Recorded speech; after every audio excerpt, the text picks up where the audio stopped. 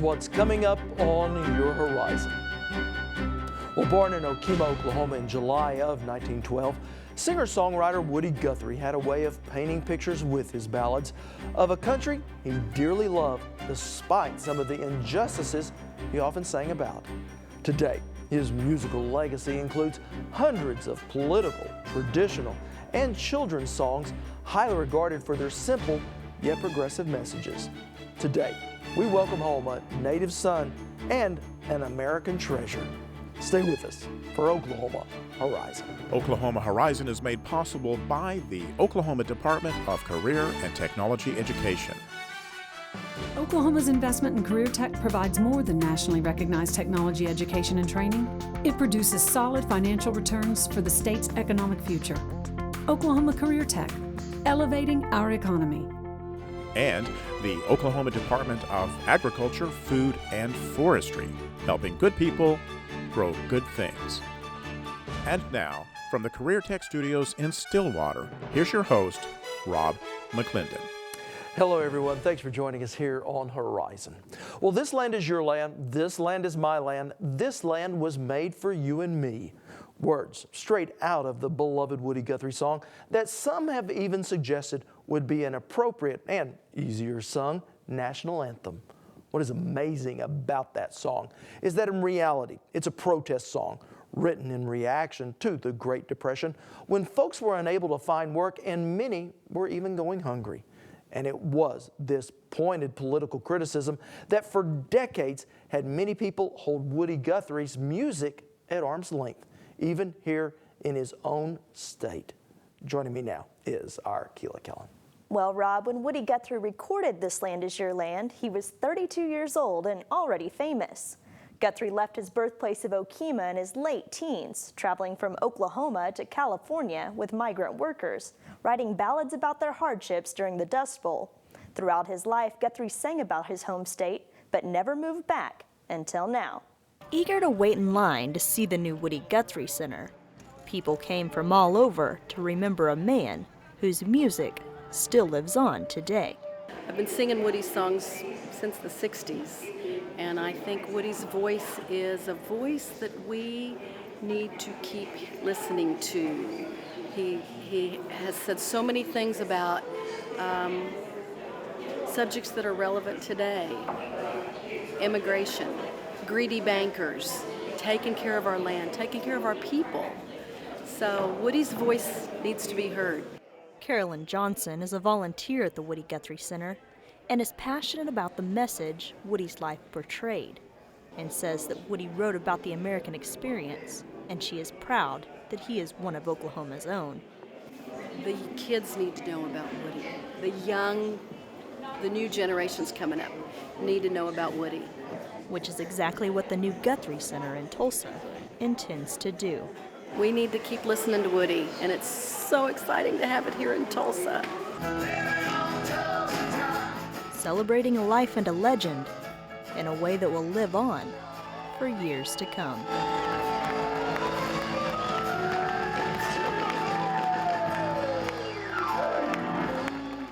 The Tulsa staff will work in conjunction with the Woody Guthrie Publications and Archives, which will maintain a New York office. And Keela, I did notice quite a bit of music going on during the grand opening. Rob, it really was a lot of fun for everyone, but I think especially for those musical artists that still look to Guthrie's music for inspiration. All right, thank you so much, Keela. You're welcome, Rob. And we will get to visit with some of those artists a bit later in our show, but when we return, I sit down with a member of Guthrie's family and an archivist to talk about the man and his music. You're watching Oklahoma Horizon, featuring some of the good things that are happening in the great state of Oklahoma. Well, the Woody Guthrie Center in Tulsa would not be possible were it not for the George Kaiser Family Foundation and the dedicated work of 3 generations of the Guthrie family, beginning with his wife Marjorie, then her daughter Nora, and now granddaughter Anna Canoni. Guthrie's work has meticulously been saved through the years. And I was able to sit down with Guthrie's granddaughter and Guthrie archivist Tiffany Colanino here in our studio. Anna, Tiffany, thank you so much for being here. I've got to ask the first question that everyone wants to know, Anna. What's it like being Woody Guthrie's granddaughter? Well, it's evolved. It's changed. I was born in Queens, in Howard Beach, in Queens, New York. And at the time, nobody knew who Woody Guthrie was in Queens. He was not cool. We were listening to John Bon Jovi, and nobody knew who Woody Guthrie was. So to me, I was raised that my grandfather was a folk singer, singer-songwriter, very important person. And I always played the music of, that he created. My parents would sing me to sleep every night, sing multiple children's songs my grandfather wrote. So I knew that he was someone very, very special. And it was kind of like a secret. It was like I was one of the kids. I knew how special he was, but none of my friends did. So there wasn't a popularity. It wasn't cool, but I felt very proud, very special, that I was very lucky to have someone so special who could teach, who could bring my family together through song. Then, as the last 20 years of my mom, Nora, running the Woody Guthrie Foundation and Woody Guthrie Publications, she's opened up the doors to some contemporary musicians, putting music to new, previously unpublished lyrics of my grandfather's. That has kind of changed everything. Now people know who Woody Guthrie is. They're talking about him more. Youth, 20-year-olds, 30-year-olds, they have pictures on Facebook that say, "This machine kills fascists." All of a sudden, Woody is very punk and very cool. So it's kind of a flip for me. But in the heart of hearts, I'm extremely proud and honored and very lucky. I feel very lucky to be part of such an amazing family. My Uncle Arlo has been touring for 40, 50 years now, consistently. Every time I see his shows, again, I'm so proud to be able to be so close to him, to be family with him. My cousins, Sarah Lee and Annie and Kathy, they're all musicians. Abe, they're all musicians, and they're all continuing Woody's legacy in their own way. It's just, we've all taken what Guthrie means to us and done something that resonates with us in our own careers. So I'm very honored and lucky. So Tiffany, I have to ask you, and you mentioned This Machine Kills Fascists.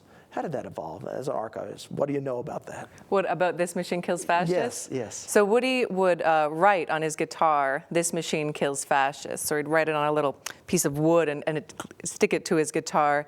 And this was during the Second World War. He shipped out in the Merchant Marines. He was in the U.S. Army at airfield bases across the U.S. And we know that he always brought his instruments with him to the airfield bases in the Merchant Marines when he was shipping out to Italy and European ports. And he used music as a way to defeat fascism. He used music as a way to generate awareness about what was happening in the war and what was going on. And he says at one point in one of his notebooks, "My big Gibson guitar has this note on it. It says, 'This machine kills fascists,' and it does exactly that." And we know that during the war, he used music, beat Hitler quick, dig a hole for fascists. He wrote a lot of anti-Hitler, fascist, anti-fascist songs. Which really speaks to most of his songs, that they all have a meaning to them. And he also actually used song to desegregate ships in the Merchant Marines. Really? He was bombed. The ship was torpedoed. Everyone was freaking out on the ships, and the ships were segregated. And Woody looked at his friend Cisco Houston and his other friend Jimmy Longy and said, "We got to go help the guys, because the African American folks were at the bottom of the ship. They were at the most dangerous point." And he said, "Those guys must be terrible." They could hear the booms going off in the ocean, the charges from torpedoes that were missing these Merchant Marine ships, because they would go along in a big go along in a big cargo line, right? And so Woody said, "Those guys must be terrified. We got to go help them out." So he went down to the door, he went down the stairs, and he starts playing some songs. And just like everyone's breathing and relaxing a little bit, they're singing songs, and the captain of the ship comes down and goes, "Mr. Guthrie, you really need to be up in your quarters. This is not, we're a segregated ship. We're really not supposed to be down here." And he's like, "Kick me off the ship. What are you going to do? We're being attacked. Yeah. This is your big problem." And he kept. And the singing, music was helping them not hear these and they charges. were singing louder and louder and louder and louder, and they couldn't hear the charges anymore. And all of a sudden, by the time they were done singing, there was no more charges happening in the water.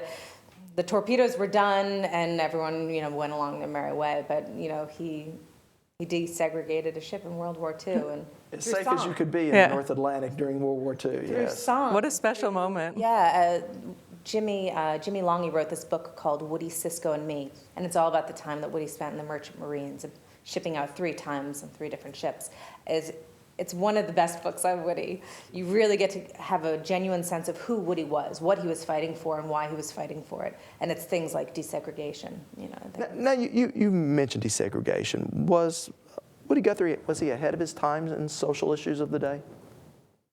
Oh, I'd say absolutely he was ahead of his time. Woody performed with a variety of musicians. He performed with Sonny Terry, Brownie McGee, Lead Belly, African-American musicians in venues where after they would perform on the stage, the owners might invite Woody to come sit down and have dinner with them, and they'd say, well, I'm sorry, your bandmates have to eat in the kitchen, or your bandmates have to eat somewhere else. And there's an interesting story where Woody says, you know, if they're not going to eat with me, I'm not going to eat here with you. And there's, oh, Mr. Guthrie, come and sit down and eat. And he just flips the tables over in the restaurant, and he just causes a huge scene, embarrassing maybe his bandmates who say, no, Woody, this is just how it is. And he's like, no, this is not how it should be. This is not what's meant to be. So he'd perform with African-American musicians. He went down into Florida, to Beluthahatchee, to live with Stetson Kennedy. For a period of time in the early 50s, and there's documentation that Woody actively was fighting against the Ku Klux Klan down there. He would write songs. You know, he wrote about such a wide variety of topics, and they were mostly these very progressive, sort of counterculture or just on the edge of culture topics: feminism, racism. We have we do in one of our presentations, we show how Woody illustrated I Wished I Was a Single Girl. It's a Carter family song. And so he has these beautiful drawings. Essentially, it's the back of a woman. Or you can tell she's carrying the laundry, she's doing the dishes, she's taking care of a home. What Woody grew up looking at a woman as what the roles were in the family, right? So then you flash forward, Woody's come to New York. He's meeting Mother Bloor, Aunt Molly Jackson, Martha Graham, some of the strongest and most independent women that have ever existed in the 40s. And all of a sudden, his drawings are they've taken a complete turn. And these are women completely empowered. They're not doing laundry. They're up and active and creating and passionate and have fire in their bellies. And that was you can see how progressive he was to think that in 1940, and Marjorie, his wife, she was actually the primary breadwinner in the family. Woody, had shipped out in the Merchant Marines. He was in the Army. He was getting smaller gigs. He wasn't, it was still the height of his maybe popularity. But Marjorie was the steady income. She was working in the Martha Graham Dance Company. Then she later had a dance school for 30 years. She was the stability. She was the primary breadwinner as a woman taking that role instead of the man. So I feel that he was very ahead of his time, very forward. So while he may not have earned a lot of money during his lifetime, he was quite prolific. I mean, he was very creative and did a lot of work, did he not? That was his job. It was to write. It wasn't to make money, and I think that that's what Marjorie realized. And she would sit him down. Woody was trying to write Bound for Glory at the time in the early 40s. And Marjorie sat him down. She said, your job is a writer. You need to sit down at this desk from 9 to 5. This is your job. You can't be all over the place. You have to focus. So she really organized him, and he was able to put down more because of some of the fences, I guess, that she put up for him to just try to help him and keep him in line. But then on the other hand, it's so important for Woody to go out in the world and to walk the streets of New York, or to, head out of town on the train, because it's the things that he saw that inspired him to write his songs. We talked a little earlier about, was Woody progressive? Woody writes, a folk song is what's wrong with the world and how to fix it. So he sees racism as something wrong with the world. He sees the way women are treated, something wrong with the world. The greed of bankers, wrong with the world. Inequality of pay, that's wrong with the world. So his songs are what's wrong with the world and how to fix it. So that's how he's able to kind of use music as a springboard to help social issues. And like Anna said, Woody would create all day long. So there's a reason why the whole archives is dedicated to Woody's materials. It's very rare for a musician or an artist to have as much creative output as Woody Guthrie did. And in the archives, we have over 10,000 documents that he created. It's a lot of material. That's a 15-year period. In a 15-year period, from 38 to 54, that was his active creative period. So we have over 100 of his diaries. We have correspondence, thousands of letters, pages of letters that he wrote out and that he received. And his letters sometimes were an entire composition notebook. It wasn't like, hey, how are you? Write me soon. Weather's fine. Yeah, it was 10-page, front and back, no spaces, letters that, we're transcribing some of them now. And letters can be 10 pages at a minimum. Full notebooks of if a baby's born, a whole notebook on how, what this baby has to do in this world and how he or she can be the biggest them that they can be. And all of his material crosses over. So a lyric isn't necessarily just a lyric. He'll add some paint to it, maybe glue a leaf in the corner, maybe then take that and glue it into a journal. So he's very multimedia artist. I'd hate to think what Woody would do if he had a blog or if he was on Twitter today. It would make my job so much harder. But we have artwork he did. He painted watercolors, he painted charcoals, he did pen and ink sketches. He really ran the gamut from songwriter to novelist to visual artist to a multimedia. And he was an organized businessman too. He kept all of his contracts.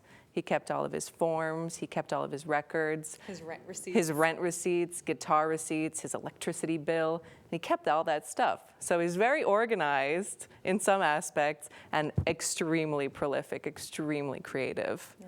Well, I want to thank both of you for doing what you do because, Woody Guthrie is certainly an Oklahoma icon, but also American treasure. Tiffany, Anna, thank you for being here. Thank you. Thank you so much for having us. Now, many thanks go out to Stillwater Public Library's Linda Reynolds, who helped make this interview happen as part of their Stillwater Reads program.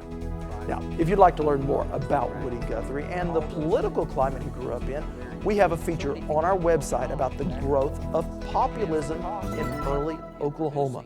And some of what is said just may surprise you. Just go to okhorizon.com and look under our value-added section for the Politics in Oklahoma segment. When we return, Guthrie's musical legacy. You can keep up with us throughout the week. Just head to okhorizon.com where you can see more of any of our stories, read our reporters behind-the-scenes blogs, see what others are saying about us on Twitter, and face the facts with our regular updates. So reach out and touch us anywhere and anytime. Well, every summer, Guthrie's Oklahoma legacy is celebrated around his July birthday in his hometown of Okemah. It's a small-town music festival, but one that brings in musicians and fans from around the globe. Once again, here's our Keela Kellen. It's a sound that Woody Guthrie would be proud of.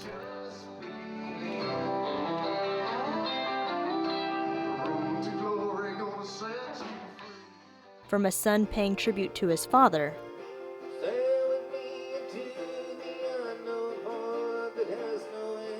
to musicians of all generations and genres. Every July, Okemah becomes a hotbed of folk music. Okemah is everybody's hometown. It's just a really nice community with really wonderful people here. A lot of hard-working people, successful people. Woody Guthrie kind of people. Woody Guthrie kind of people.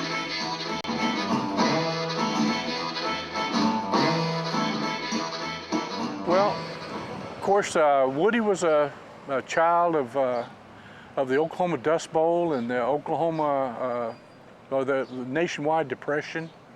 And he was, you'd have to say he was from the poor side of the tracks. And so were we. And so were we. And Woody made the Grapes of Wrath trips out to California and listened to my father talk back in those years. You begin to realize that the Grapes of Wrath wasn't one migration. It was something that people did almost every year or every couple of years. They'd go out to California and make enough money and come back and live here till the money was gone, and then to go back and make some more money. When he was a baby, sitting down on his mammy's knee. And in doing so, the young Woody Guthrie became the voice of those less fortunate cast to the fringes of society. That'll be the death of me. Now, Woody was on the side of the working people. And of course, the 30s and 40s was a real conflict time between the unions and the industrialized society and the big money people. And Woody was never on the big money side. He was on the poor guy's side. I ain't gonna study war no more. Ain't gonna study war no more. Ain't gonna study war no more. Guthrie's birth is celebrated in his hometown of Okemah, where each summer families and entertainers gather together for events to help keep the memory and traditions of the folk legend alive. Oh, I ain't gonna study war no more. David Arman traveled all the way from New York. He was always conscious of people who were hurting. Some of his great songs and a lot of his activity was to try to help out people who had no voice, who were in need, who were hurting, but not at the expense of demonizing those who had something, but rather celebrating all of us being together. When he said, "This land is your land," it was meant for you and me, he meant that literally, that all of us should be part of the blessings that we have here in this beautiful place of ours.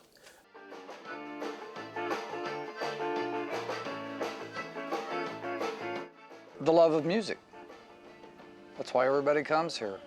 A love so fine, everybody wants it, a peace of mind, it's the same old thing. There's a song you gotta sing early in the morning and the ding dong rings. And it is, you know, and it's the love of music and the love of Woody Guthrie, and you know, because everybody that comes here knows what a seminal figure he was in American music. It's as important as anybody ever has been. And for these musicians, it's not just the music that sounds familiar, it's the message of their songs that would make Woody Guthrie proud. Terry Ware is from Norman, Oklahoma. I mean, there's still people that are hungry, there's still people that are exploited, you know, workers that are exploited or taken advantage of or not represented like they deserve to be represented. You know, because, well, there's greed still around, so as long as there's greed in the world, there's gonna be those issues are gonna exist. And there's always gonna be people, you know, I think that write songs about it. I walk alone along this highway with friends that gather. Arlo Guthrie, son of Woody Guthrie, comes each year to help celebrate and show respect to his father's legacy. Over the howling winds will cease to be. I walk with friends from every nation on freedom's highway in times like these.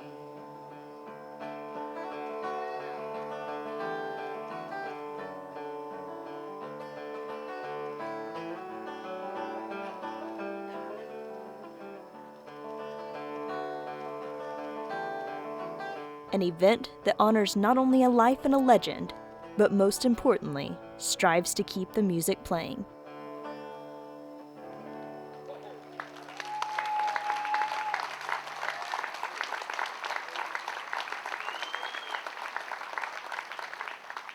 Now, this year's festival runs from July 10th through the 14th.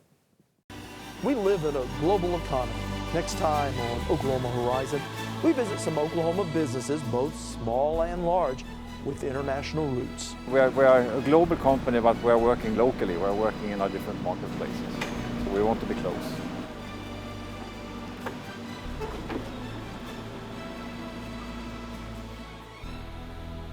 global business on Oklahoma Show for the Heartland, Oklahoma Horizon. We leave you today with more of the sounds from the Woody Guthrie Center opening in Tulsa, Oklahoma. Years have come and gone since I